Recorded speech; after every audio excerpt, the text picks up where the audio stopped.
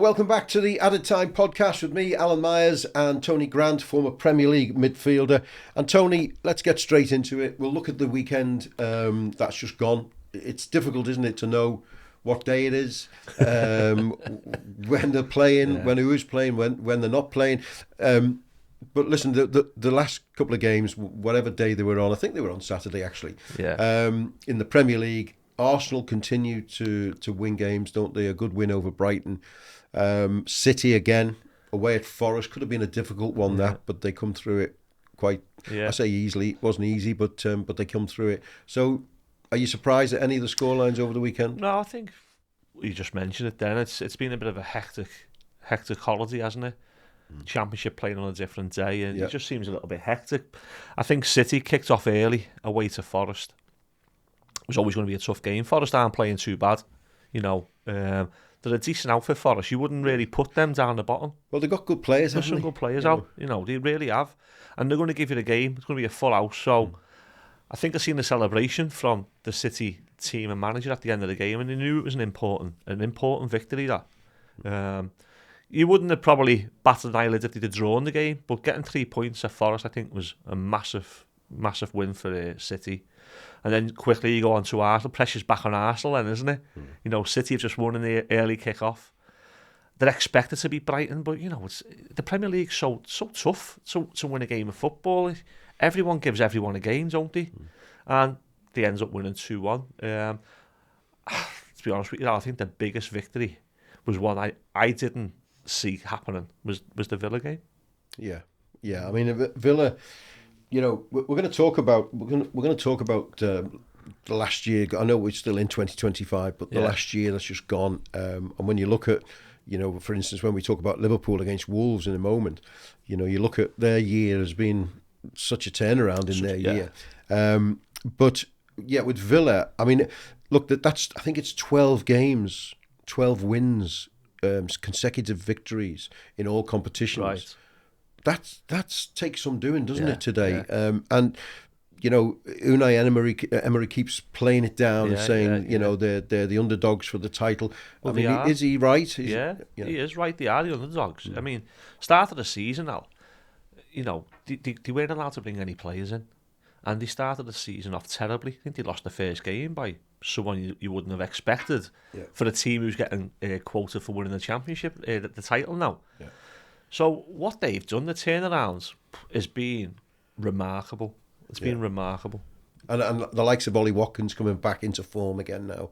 But we saw them, didn't we, at Hill Dickinson? I think it was a 0-0 draw, or you know, and was it 0-0 or 1-1? I can't remember now. I think it was 0-0. I think it was. And it was, you know, there wasn't much between the sides.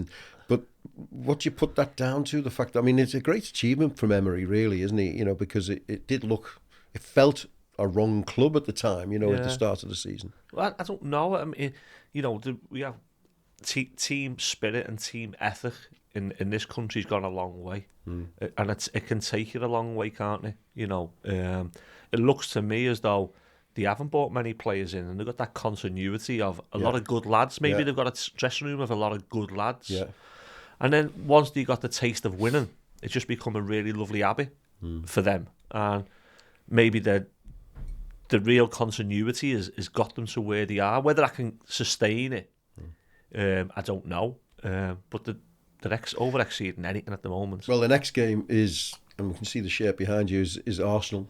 You know, that will be a test, I think, of their title credentials, won't it?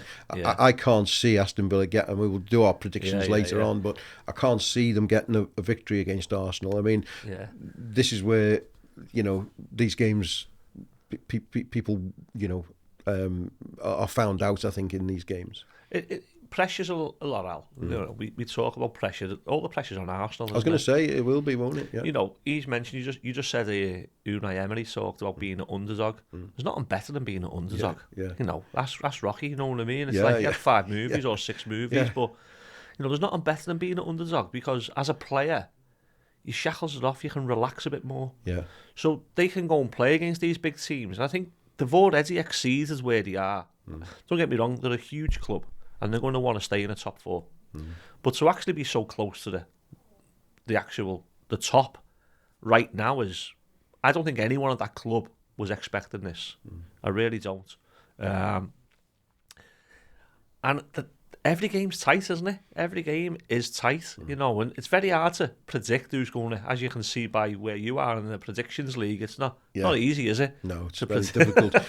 But I also, you know, we're going to have a look at predictions for 2026 a bit later on as well. And, you know, but when you look back at the weekend and we look at Liverpool, and again, there was a sort of unnervy way of the game, wasn't it, towards, you know, with the Wolves game. You know, I think Wolves scored and it felt as if, you know, there was a little bit of rockiness in the defence again at Liverpool. Is that a concern for Arne Slot, do you think? Yeah, it's huge. I mean, I think Liverpool's performances are okay. They won the game and it's great to win. You know, they're not playing great and they're not firing.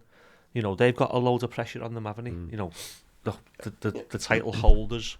They spend £500 million. Everyone's got their eyes on them. They're expected to go on all overnight, you know, turn into prime Real Madrid in a way. You know, and it just hasn't happened. I also think, you know, with the Wolves, when Wolves come in, you know, people are expecting to beat Wolves now because of the season they've had so far. And I'm not so sure that as bad as what people are making out. You know, I've seen them in a couple of games now where they've really pushed hard and teams, and they've just had a bit of bad luck, or, you know, a bit of a lapse in defence and everything. I mean, you know, what's his job now? We've talked about it. Rob Edwards is, you know, what does he do? How does he approach games? You know, well, I don't know, because they've got 2 points, haven't they? Now, when you go to your Liverpools of the world and you're away from home, or you're playing the top teams. Maybe the players are all switched on a bit more. Maybe they want to prove that they're good enough to get the next move. Maybe the players are all looking over the shoulder of, you know, I want to play well because I don't want to be here next year. I don't want to be in the Championship, because that's where they're going. I mean, you know, it's not rocket science. No, I mean, they're going to Championship, aren't they? The big question is, how many points are they going to go to Championship with? You know, because that's a big thing. That are you going to finish the season with a fight, or, you know, a bit of a whimper? Go down the Championship, half the players don't want to be there, or 3/4 of players don't really want to be there. You know, what a great club, another great club. You know, but is this the demise of them? It could be. It could be a long few and years. And you know what, Al?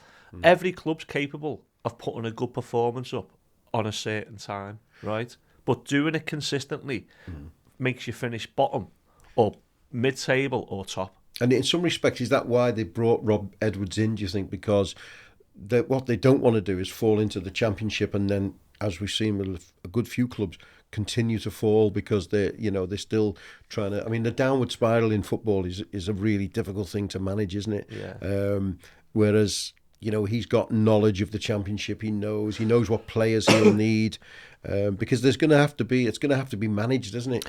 Yeah, but I don't think that Wolves board brought Rob Edwards in looking a year away, knowing they're going to go down, and going, well, at least we've got the right man for when we go down. I can't look, knowing how they've been. You're not seeing that type of foresight. Well, how they've been recruiting players in the last 5 years doesn't tell me that they're going to look for an English manager who played for the club, who's going to get us back up and make us an English type of club to come up when they've done anything but. You know, they've been bringing lots and lots of players in, and their identity has changed. You know, it has. I heard someone on the radio actually asking what the identity of Wolves is, and you know, we've talked before about the identity of a team, and you know, and what that means. But another team that, you know, at the way it's looking, you know, might be joining Wolves in the Championship season is West Ham United. I mean, again, you know, they played reasonably well against Fulham, and they get hit with the sucker punch, you know, with 5 minutes to go, whatever it was. You know, and there's now questions about Nuno. I mean, surely they can't lose a third manager in the season. Well, if anyone ever fitted the club right now, it's Nuno. Now, I said before Nuno got the job, I actually think they needed an ex-player. Now, I would have had Slav. Who's available, by the way? Yeah, Slav's available, and I think Slav could do something decent there. And obviously Frank's doing great at Coventry. That's what I thought they needed.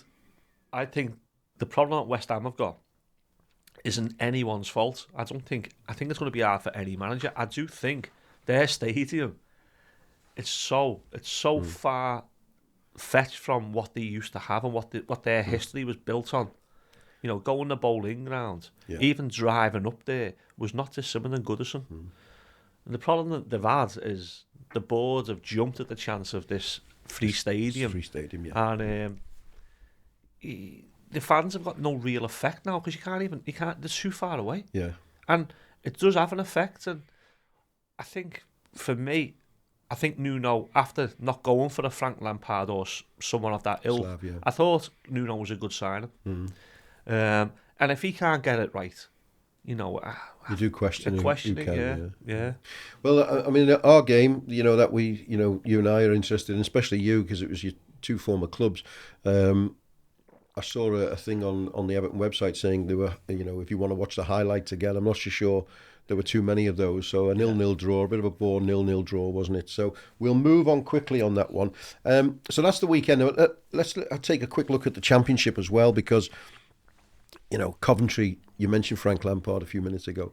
You know, he's rolling on, isn't he? And you know, and now I think, did you say there was a 13-point gap between them and third, which is significant, I think. It's huge. And Middlesbrough dropping points, good result for Blackburn, you know, up there to get a 0-0 draw. Can you see Coventry failing in any way, shape or form now this season? I think they were a decent outfit under Mark Robbins, to be honest with you. I do. I think Mark Robbins got sacked last year? He got sacked. But the year before, he took Man United. He did. All the way. You know, looked like they were going to beat them. It was in the semi-final of the Cup, wasn't it? Yeah. So I think Mark Robbins had built a real good nucleus there. Yeah. And the year he got sacked, he just hadn't fired. He just weren't firing. Yeah. And he made a decision. And he brought Frank in. And Frank, all of a sudden, has got a tune out of them. The firing. All the players that Mark Robbins bought are all starting to score goals. Yeah. He's just added that little... I don't know whether it's because of his background or because of his age, and a lot of the younger players in the team are sort of associating, you know, with Lampard, and it's just he seems to have sprinkled that little bit of magic on there. I watch him at the end of games when he's getting the crowd going. Yeah, I think managers who've been really, really good players and are still fit, and we still remember them. Yeah. You know, once they start winning, I think the way ahead of lots of other types of managers, especially in the Championship, I'd say, they can inspire players. Yeah. And I think Frank's inspired them, but he got winning straight away, didn't he? Yeah. And we mentioned it about Man U a while ago. Well, winning games of football, and we talked about Liverpool just before, they're not playing great, but they did win. Now, it's whether they can keep winning now by not playing great. Yeah. Now, Coventry won straight away with Frank. Yeah. So you've got that buy-in straight away, and it's just gone on. And I can't see it's who's going to join Coventry in the Premier League next year, and it'd be lovely to see Coventry back, won't it? Yeah, well, it will be. We're going to ask you about that a little bit later on. Okay, I mean, even though I haven't told you that already. All right. Well, listen, let's talk about that, because what we're going to do now is review 2025 as a year. It's always difficult because you've got the end of one season and the start of this one. So, but we're going to first of all who was your best player for 2025 when you think back? Yeah, so I think it's a little bit different at the moment, Al, than previous years for myself anyway. From what I've seen, I don't see many standout individuals. Whereas a couple of years ago, when Phil Foden was first coming through, or Riyad Mahrez was out there, and De Bruyne was out there, they were standout players. Yeah. So I'm not seeing a real standout player, bar Haaland. His goals this year, I think he's on 19 Premier League goals. You know, that's unbelievable, isn't it? Yeah. He doesn't touch a ball in a game. No. And he actually, in certain games, he actually doesn't touch the ball. Yeah. And they win 2-0 and he scores the 2 goals. And it's like, he's just unbelievable. Yeah, he's a machine. He is a goal machine, isn't he? Yeah. And he scored. He mightn't have won the leading goal scorer last year. I think he got a couple of injuries, didn't he? Yes, he did, yeah. But he scored a hell of a lot of goals, Al. Yeah.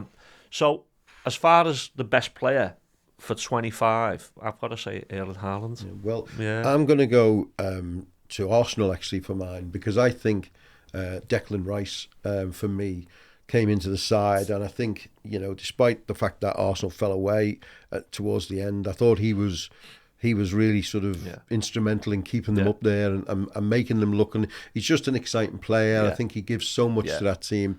I'm a big fan of Rice's. And he started well again this season. So for me, the one that stood out for me was Declan Rice. So the best team now, obviously Liverpool won the league. We saw Palace win the cup. Which was a great team effort, if you like, under Oliver Glasner. What was who'd you put the best team in? Does it have to be Liverpool? No, not for this year. I mean, last year But we're talking over 2025. Yeah, we're talking 2025, and they were good last year, Liverpool. I didn't think the season was a great season, but they were good last year. But they fell off a cliff this year. And I mean, nowhere near it this year. You've seen teams like Forest go there. I've seen Bournemouth go there, and it was a scrappy third goal by Liverpool. But Bournemouth looked like they were going to win the game. Wolves went there and almost got something. So they're so far from the team they were last year. I can't have Liverpool as the best team at 25 overall. The team who's been the most consistent, and on the day, I think they're probably the best team on the day is Arsenal.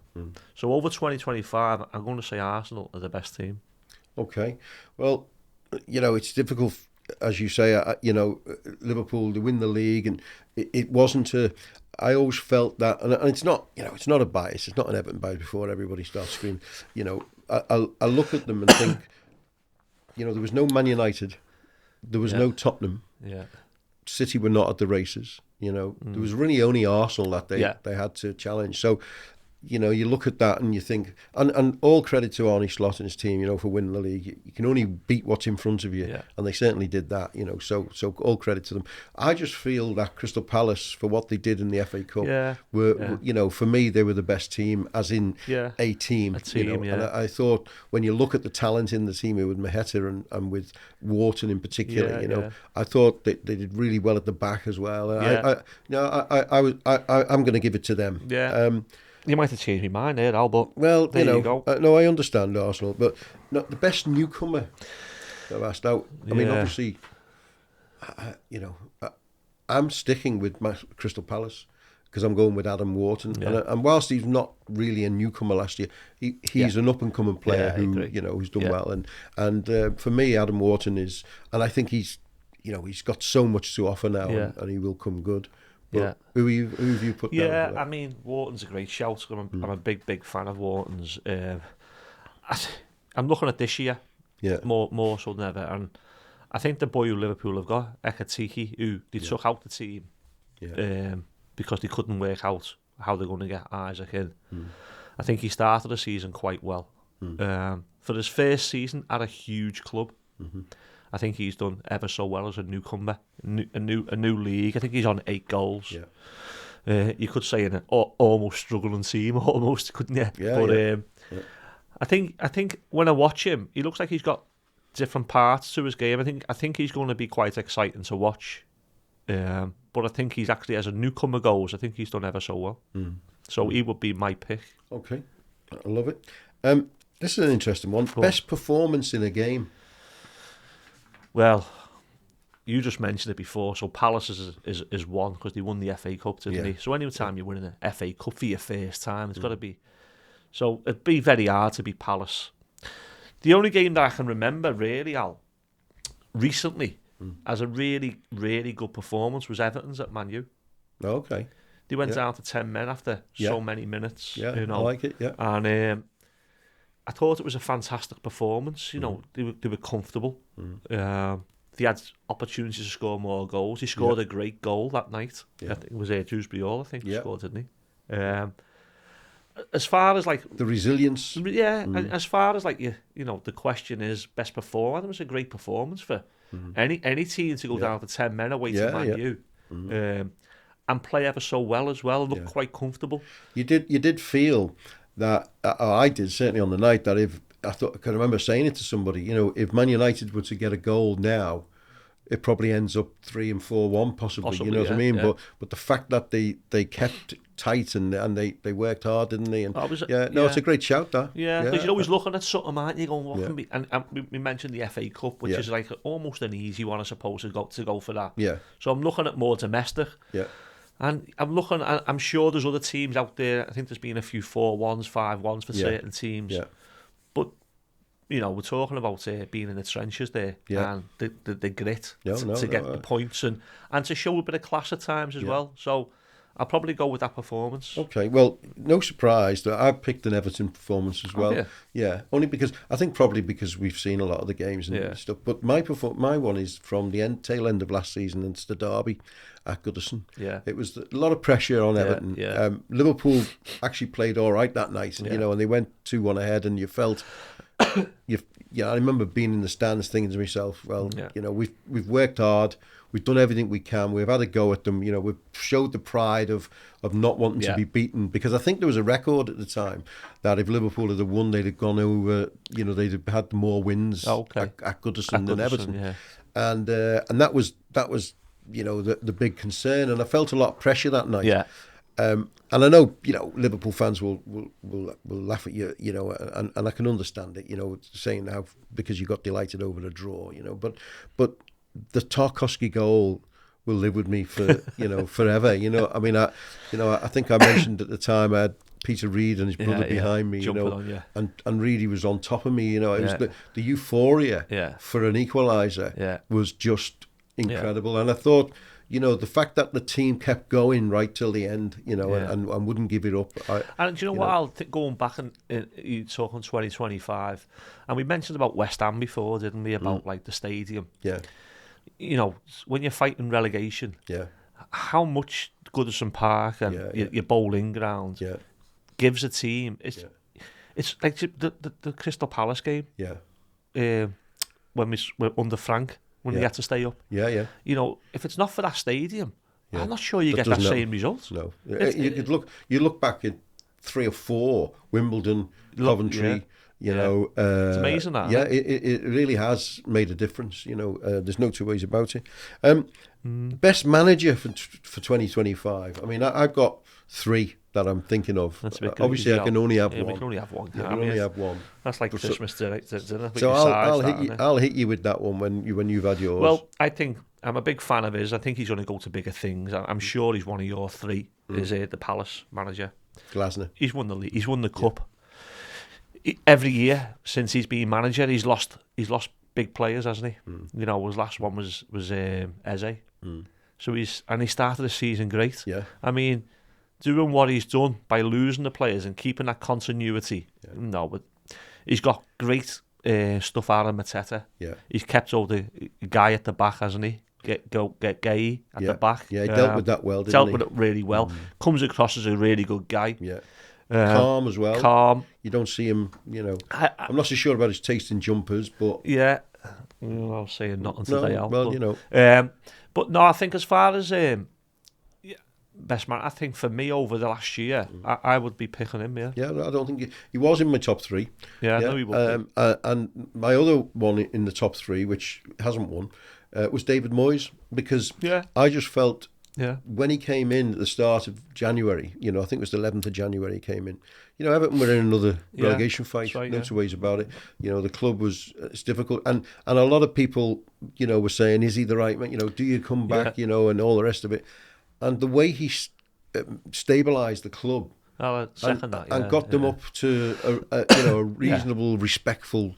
I think the form was like we'd have finished top 8. I think if we had that form all season, and I just felt he did really well. He did a great job, and he did it without it was under the radar. Really, nobody really gave him too much credit for it, and I thought it was fantastic. But I have to give it to Arne Slot, because. I just think to come into to fill those shoes of Jurgen Klopp. And don't forget, people not criticize, but people would always counter argue. Well, it was Jurgen Klopp's team, but Jurgen Klopp's team the year before, which was the same team pretty much, didn't win the league. But he won the league. Yeah, they never. But he won the league with only 2 points more than Jurgen Klopp's team the year before. Yeah. I think the league tailed off. That year he won it, but you're right. to fill Klopp's shoes takes some going. It does. It does take some going, and we have to give credit where credit's due there. Yeah, I was speaking to a Liverpoolian today, and I said to him, the transition, in a sense, you would have expected the first year. This is what we're seeing this season. Yeah. And you've seen players who are not quite happy there. And, it's Salah's situation. And I thought the way he dealt with that in the first season was really good. And if this season had been last season, no one would have batted an eyelid. Correct, yeah. But the fact that he went and won it is fine. My best manager of the season is Arne Slot. Okay. And the last one, the biggest surprise.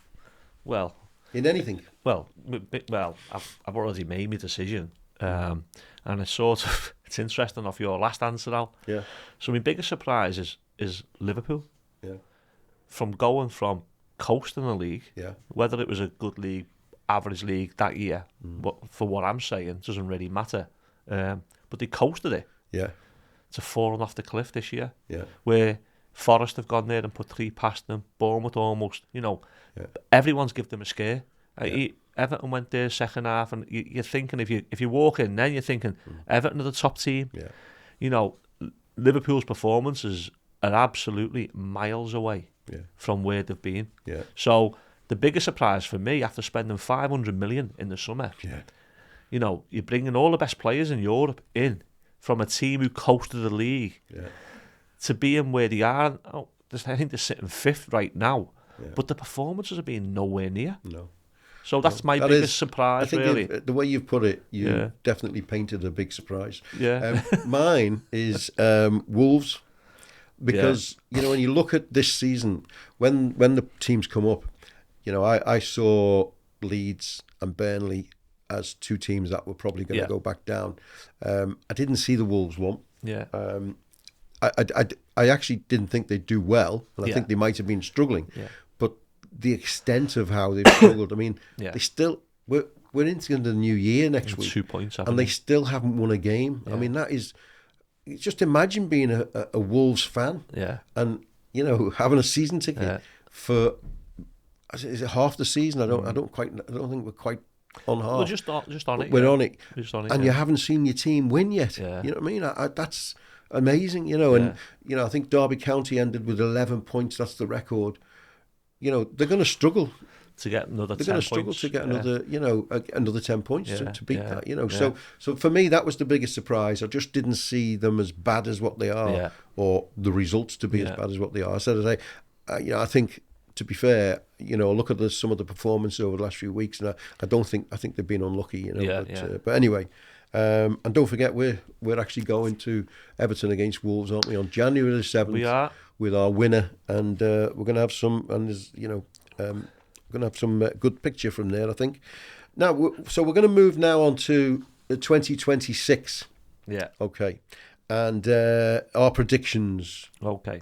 So the first one is the one to watch. Now, this doesn't have to be a youngster necessarily, but somebody who you think you need to watch this guy because he's going to come good.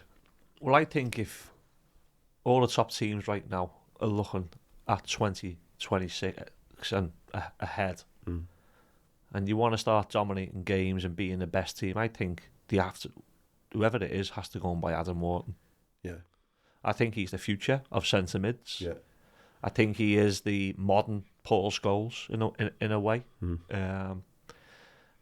I think if you want to really control a game in midfield and have the brains, I think he's the one. I'm interested now to see who's going to buy him. I hope he doesn't go abroad. Do you think he goes in the summer? I think he will, yeah. I'd love City to buy him. Man U will miss a trick if they don't go for him, I think.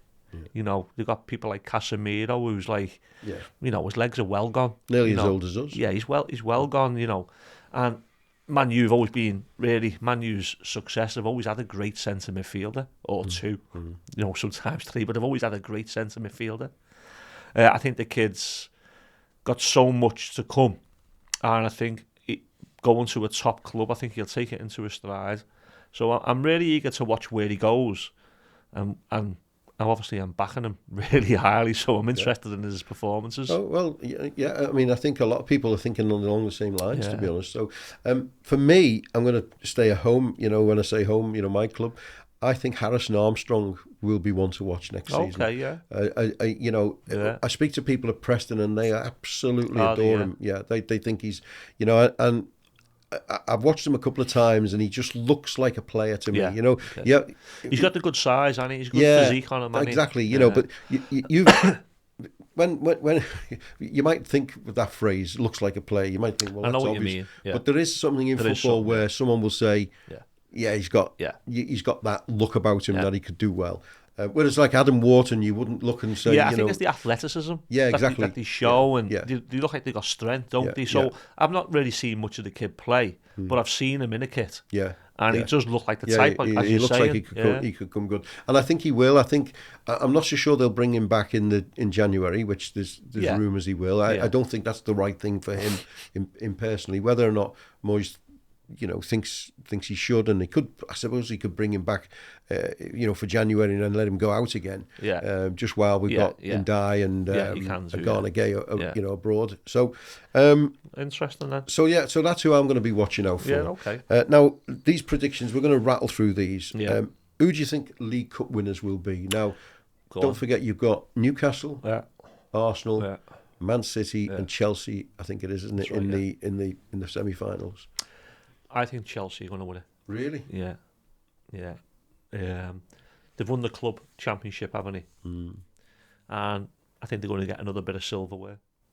And I think on the day when they all click, I think they're as good as anyone when they all click. Yeah. You talk 4 teams there. They're all the top teams, really, aren't they? And they always are. Yeah. They nearly always are, really. In the end, yeah. In the end. They don't take it seriously at the start, but then in the end, it always ends up being them. Yeah. For me, I'm just going to go. I'm putting there. I'll go for Chelsea. You're going Chelsea. Well, I'm going to go for Arsenal. You're going Arsenal. I think they will. I think they will win it. I think they've on their day. It's difficult. I can't see. Yeah. And I know it's 2 legs. It's still 2 legs. 2 legs. Yeah. And I just can't see. Somebody getting the better of them. Over the 2 legs. So So I'm going with that. FA Cup winners. Who do you fancy for FA Cup? Well. Just a prediction. Yeah, my prediction is I think Everton this year. Really? Well, they got a home tie, haven't they? And as a fan growing up, game, no Sunderland, of course. But as a fan growing up, I just remember my dad. You can hear him in the back garden going, "As long as we got a home tie, I'm happy." Obviously back in them days, it was getting them to Goodison Park. Yeah, what I mean? Yeah. But I think getting a home tie for a big club is huge. Yeah. I think your big clubs at early stages. Yeah. Will play a weakened team. I think Everton have got to go out and play the strongest team. We're not going to fight relegation this year. Agree, yeah. Go out and play your strongest team as if it's a Premier League game. And I think it'll take us far. So I'm going to put my prediction that we might get Peter Hooton back in here. Yeah. Yeah. And Keith Mullen back in here. Yeah. And we'll design a new song. Yeah. Yeah. It won't be called All Together now. Will we be singing on it? Because we're not really the Dogs of War no more. Yeah, I think so, Al. We'll sing. Yeah, okay. You can definitely sing. Yeah. I can play the guitar. That is true. But that's my prediction, Everton. Okay. Well, I'm going to go with Newcastle United in the FA Cup. Of course, yeah. I think they'll come close in the League Cup, but I think they'll probably go out in the semi-final. And I just think they've got the look of a cup team to me, and I think on their day, and if they get some home draws, I think always fancy them at St James's Park. Yeah. So there's just something about them. I think they're going to be a cup side. Yeah. The Premier League winners. Yeah. This is an interesting one because, listen, the 3 real contenders you've got to say are Arsenal, Man City, and Villa. At the moment. Yeah. I don't see Chelsea winning. No, I don't. The league. So who are you going for? I'm going to go with City. Are you? Yeah. I think... Interesting. I just think with Haaland, I just think, what City have shown me this year, they're not like previous seasons where they've been very flamboyant and they play a certain way. They seem to be a little bit more direct this year. Yeah. But now they've got themselves in the top 2. They had a tricky game away on the weekend. Yeah. I think it'll be a 2-horse race eventually between the top 2. Yeah. I really do. And that thing where they went top, didn't they, until Arsenal played, and that's psychological. I think that's going to happen all season. At some point, Arsenal I think you're going to fail, aren't you? At some point because one or the other one's going to fail. Yeah, but I'm just going to go with City. I don't think there's much in it.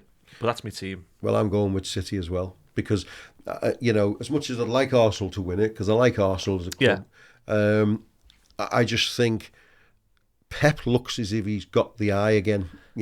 I watched him over the weekend, and there's a sort of rascal about him at the moment, where I think he believes they can do it. Yeah. And as you say, when you've got Haaland up front, I mean, if Haaland was to get injured, I think there's some different matter. But injuries aside, I can't see past City. I'll be honest with you. I just think, as you say, they'll come good. The Champions League winners. Well, interestingly, I've gone for Arsenal. Oh, have you? Yeah, really.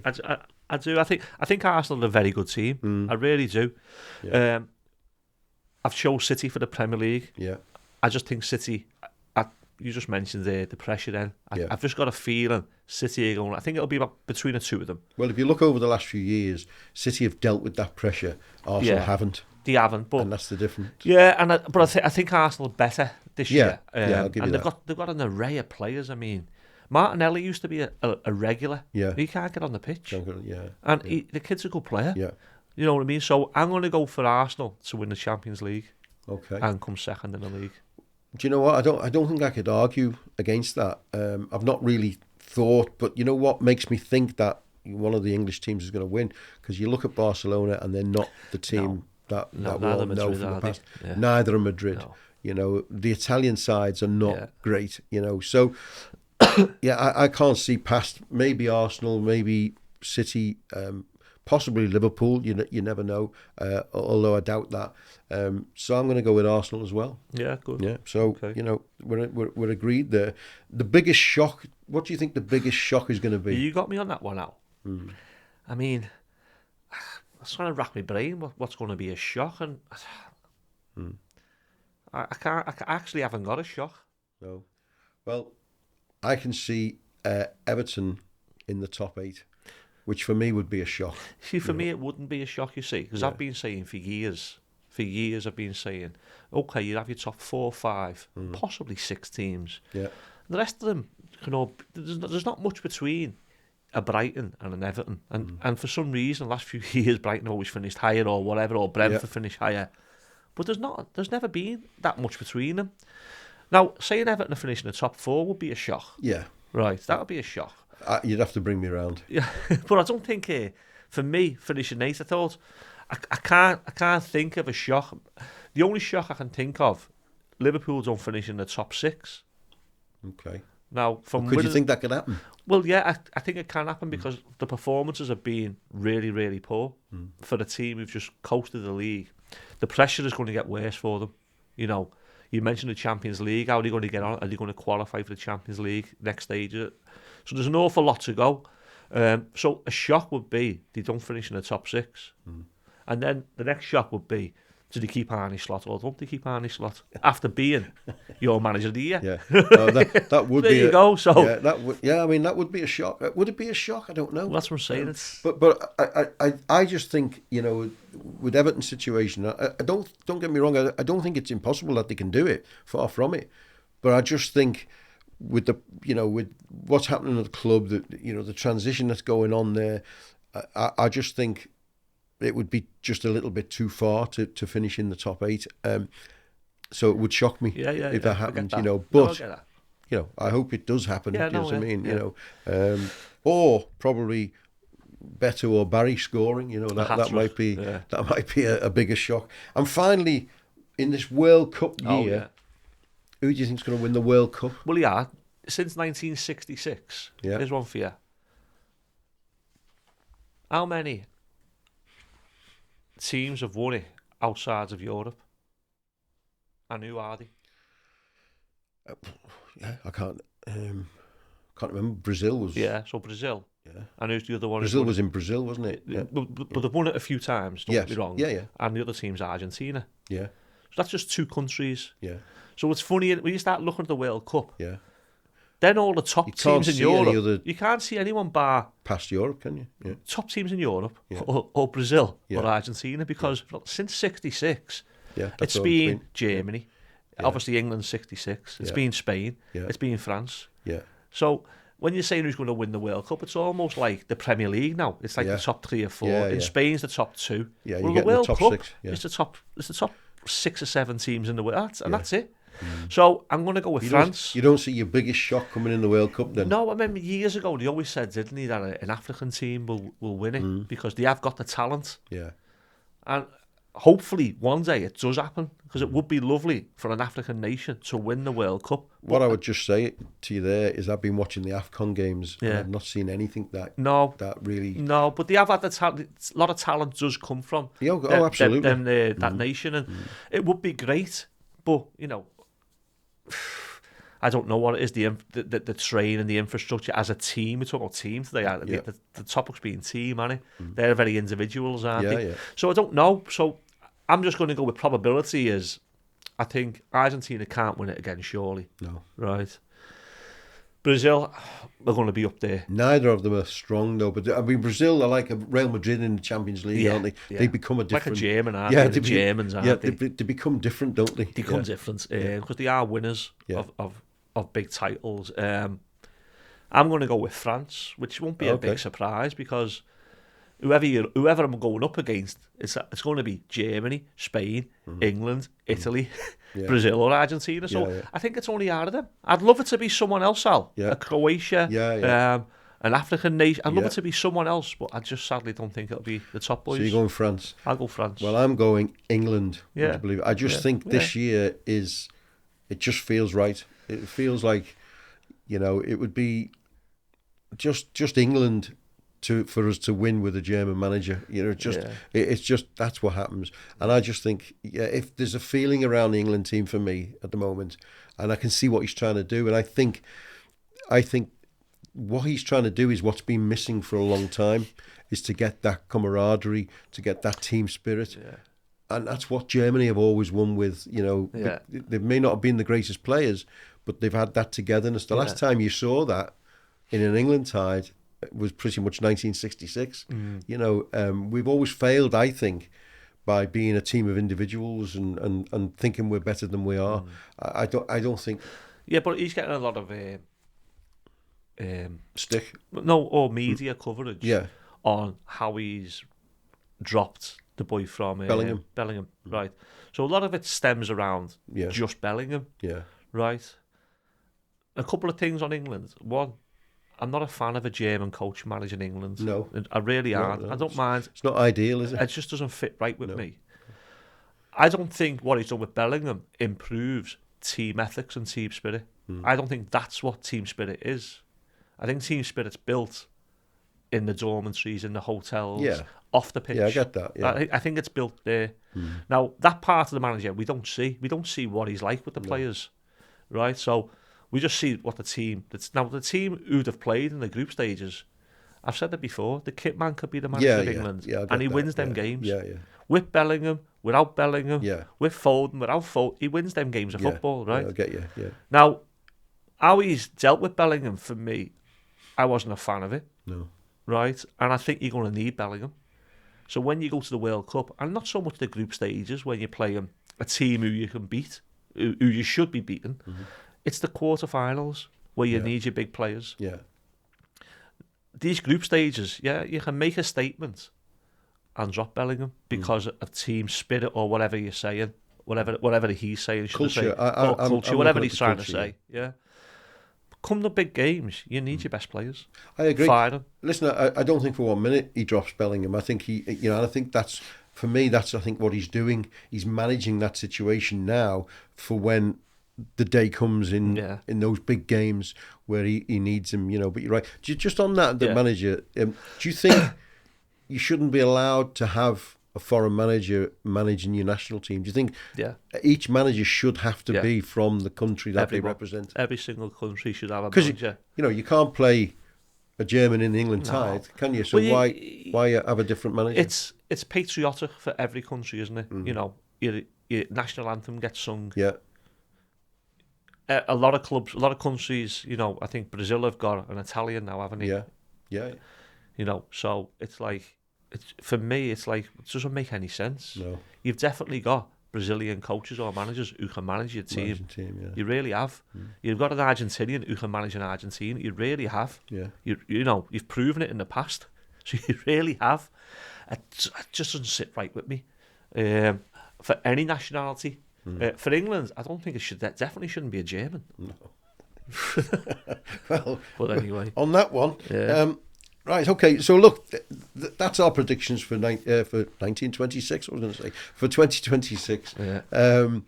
And if you want to comment or, let us know what your predictions are, or if you disagree with ours, just comment on YouTube, Spotify, Apple Podcast. Just comment and let us know, and we will reply. We do reply.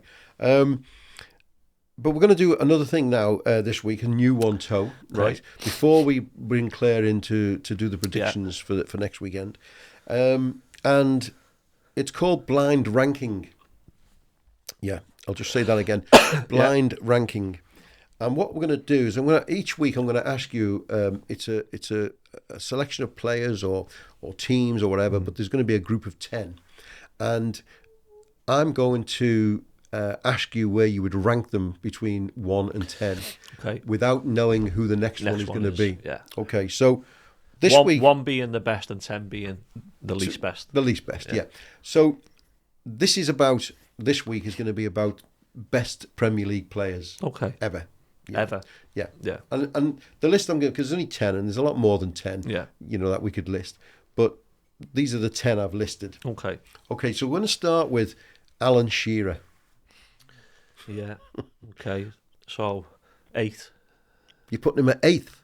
8. Sorry. 8th being the word, yeah. 3rd. So you put him in 3rd? 3rd, yeah. Okay. Yeah. 1 being the best, yeah. 3rd, okay. yeah. So you're going to put him in... What I've basically done, I've left 2 spaces. Okay. Hoping that you might say these players. Okay. Now, if you don't say them, that kills me a little bit, doesn't it? Yeah, right, it does. Go on. Okay. Second player, Paul Scholes. 1. That's the player I was hoping. He's my favourite player. You're putting him top? He's my best player. Best Premier League player? Yeah. Okay. Number 1. I love it. Wayne Rooney. 2. You're putting him at 2. Okay. Interesting. So you wouldn't have Wayne Rooney top? No, because you're asking me... football's an opinions based, isn't it? Yeah, it's your opinion, yeah. And I love Paul Scholes. Right, okay. I love someone who can run a game of football from the centre of the park. Okay. And I think he's been the best in England at it. Fair play. Yeah. Fair argument. Yeah. I mean, what I will say is that at the very end, when you've done your 10, you've got one chance to change one someone. player. Okay. Yeah. Robbie Fowler. 5. Number 5. Okay. Okay, so we've pretty much filled our top 5, really. Yeah. Well, it's going to be hard, this, isn't it? Because you're hitting all the best players in the Premier League era, aren't you? Roy Keane. 6. Okay. Okay. We're going to Steven Gerrard now. That's space between 4th. So you're going 4th. Yeah. See, I think this is where you might have a problem. I know. I think no matter where you put someone here, because it's blind, I don't know what's going to come. Exactly. So, well, that's the beauty of it. Yeah, go on. Okay. Thierry Henry. What's the number down after Roy? What number was that? 8th? You're going 7th. 7th, yeah. Put him in 7th then, yeah. Thierry Henry, 7th. Well, he can't go in 1 at the moment, can he? And he can't go in 2 or 3, so he's going to have to go in 7th, isn't he? Hey. And if he's a team player, he'll just get on with it, won't he?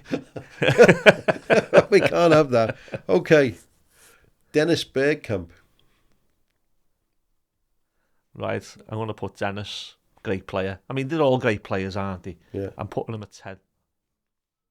10? How many spaces have I got left? 2. 2 spaces now. Yeah. 8 and 9. Okay. Next one.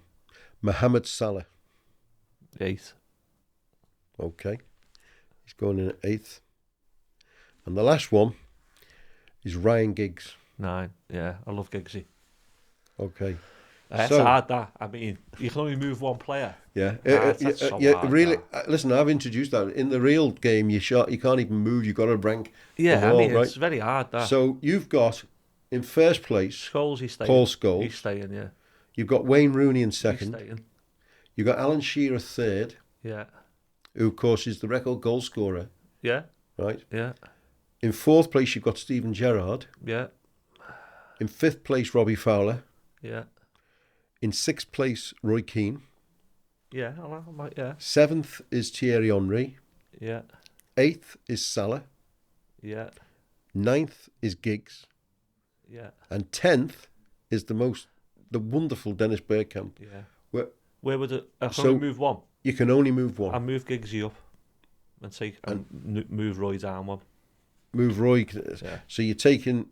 But no, but you see, you've got to put Giggs in 6th. Yeah. Well, Giggs goes in 6th then. Okay. And Roy Keane is 9th. Yeah. He won't be happy. I know. And he'll hear about this. I know.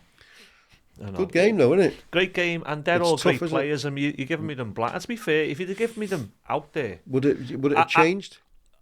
I think Scholesy has been the best So centre you're not mid. changing him, are you? No, and you've always had this argument or debate with Scholesy and Steven Gerrard. And Steven Gerrard, a lot.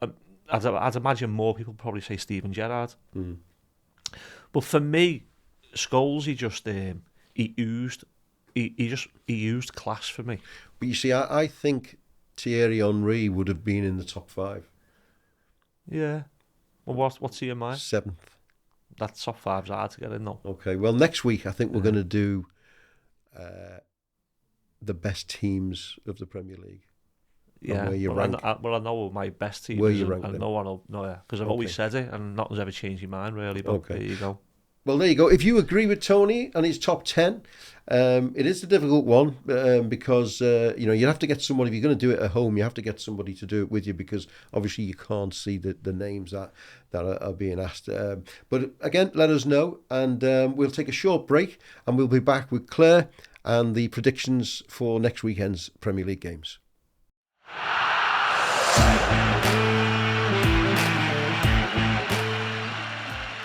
Well, welcome back to the Out of Time podcast, and it's that time of the week again where we look at the predictions, and there's a couple of games. Claire's joined us. Hi, Claire. Hiya. Couple of you're the predictions lady, aren't you? A couple of games in midweek. We're in that middle, like, weird part of Christmas where we don't know what's going on. So we'll skip past those because they'll be pretty much ran by the time this comes out. And we're going to go to the weekend and start on the 3rd of January. 4 games on the New year. 3rd. I know, brand new year, but they're all good games as well. Starting off at 12 o'clock kickoff. Aston Villa versus Nottingham Forest. Coming to me first. Coming to you first, Tony, as usual. Well, I'm going to do something like I always do and probably go against the grain. And I'm going to say Forest are going to go and win against everyone's expectations, even the bookies, because I think they'll be about 6 or 7 to 1. They would be, yeah. It's a bit of a derby as well, isn't it? Yeah, Midlands. it's not far, yeah. And I just think Forest aren't playing well, and I think they might be good away from home. So And Villa will be on the back of a result from Arsenal. Would that change your mind if they were to win there? no, because to be honest, I forgot about the midweek games, but I'm just going back from the last game. Villa are now favourites. So them being underdogs before. Yeah, Now yeah. they're going to be favourites, big favourites to to beat. win, yeah. And like happens in football a lot of times, people's coupons go down, don't they? Because it's like this. So I can confirm that those things you go can down. confirm that. Yep. So I'm going to go with a Forest 2-1 win. Oh, interesting. Very interesting because I'm going to flip that round Of course, yeah. and go with a 2-1 Aston Villa win. Do you fancy Villa at home? I do. I think Villa at home are quite aggressive. Yeah, they are. Yeah. I think they are going to edge that win. Okay. Well, I'm with you, Claire. But just to make sure that I get the points and you don't, I'm going 2-0. Okay. I can't see Forest scoring. I think they're struggling to score. Okay. But anyway, okay. And next one, 3 o'clock kickoff, Brighton and Hove Albion FC versus Burnley. Poor Burnley. I mean, I keep backing them every week, don't I, to get something.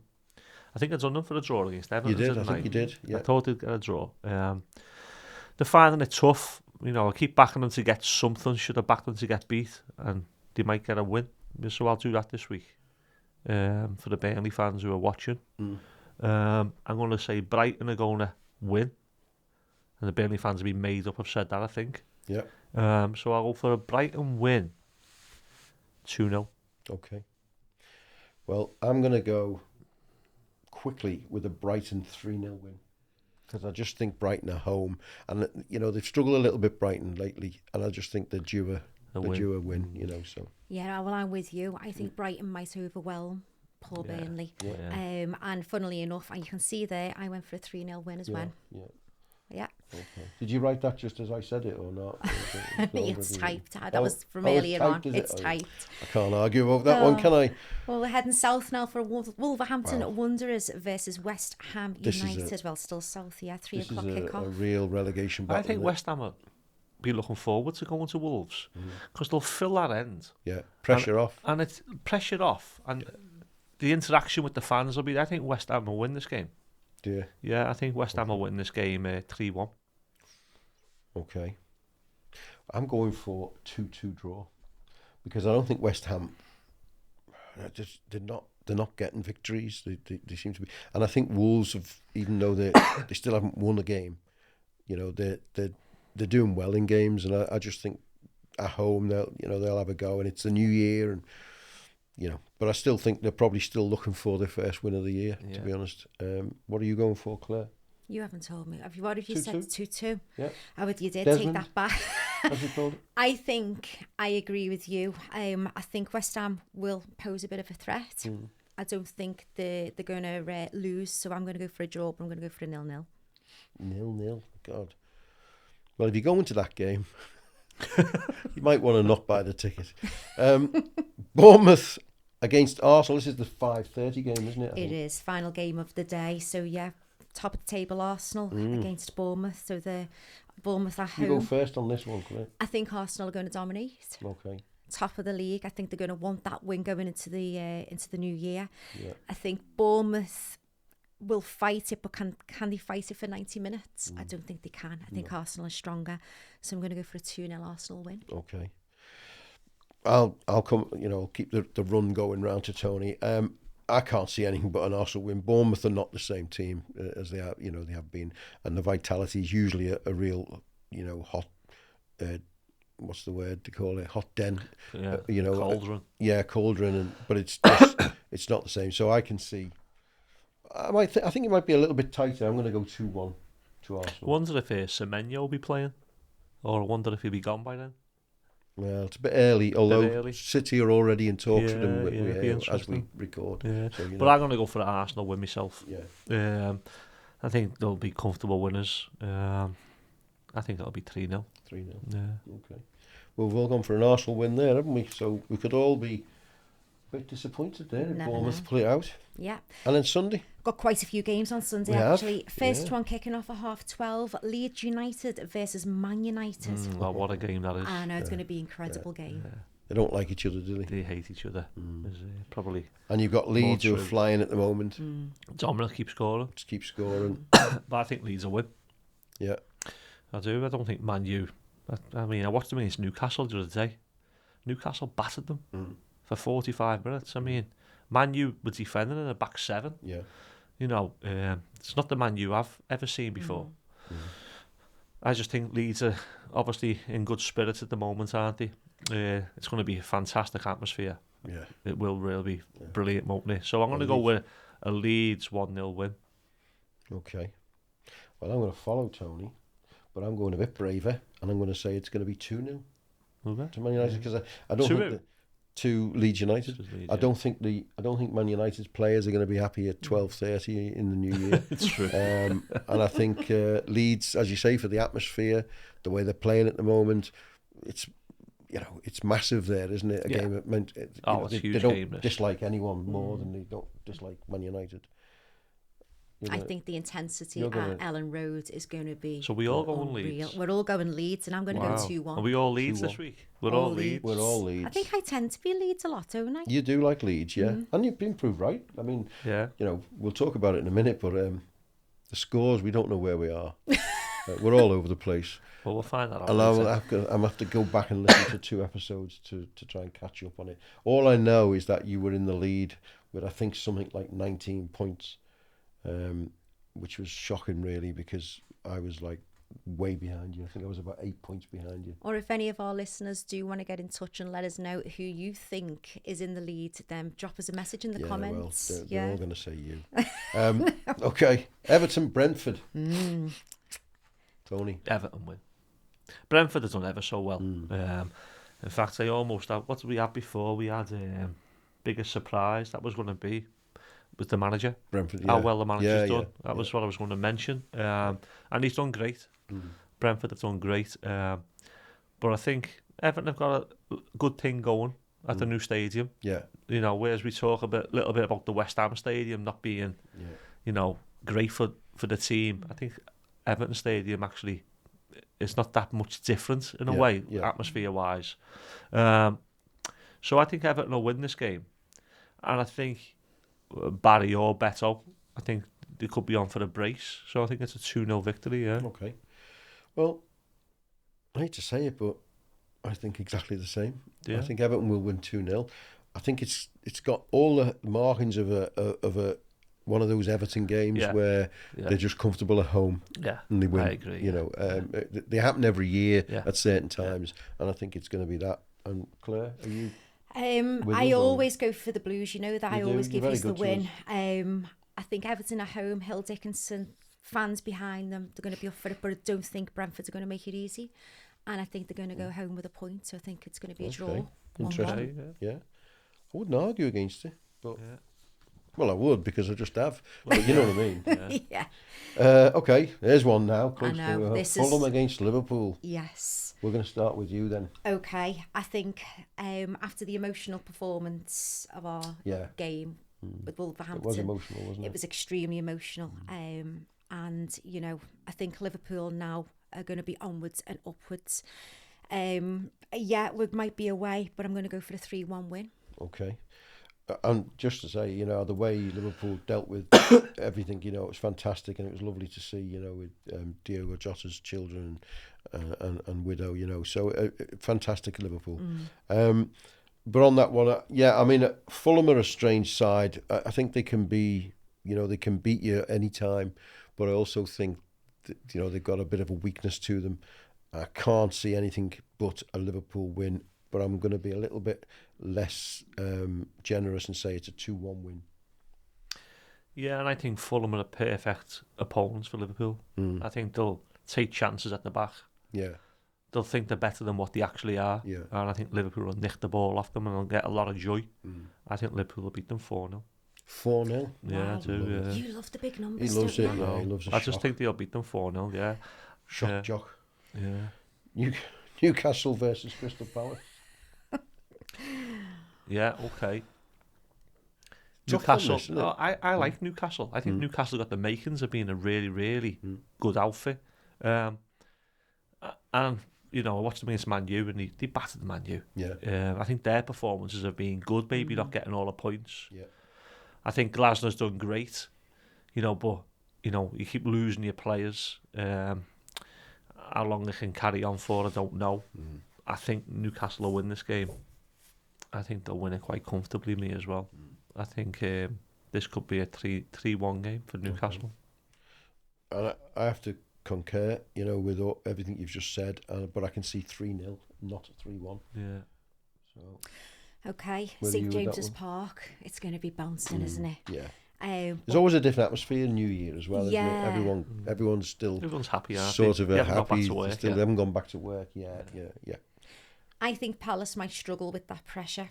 I am going to go for a Newcastle win, and I'm going to go 2-0. Okay. So we've all gone Newcastle there. Yeah, and now Spurs. Tottenham Hotspur versus Sunderland at 3:00 kickoff. Spurs for me. I've been going against Sunderland for the last 5-6 weeks and they keep getting decent results. But I just don't see it with Sunderland personally. And Tottenham got a good win the other night. Yeah. I'm going to say Tottenham are going to win this game. And I'll say they're going to win the game 2-0. Okay. Well, I'm going for a 1-1 draw here.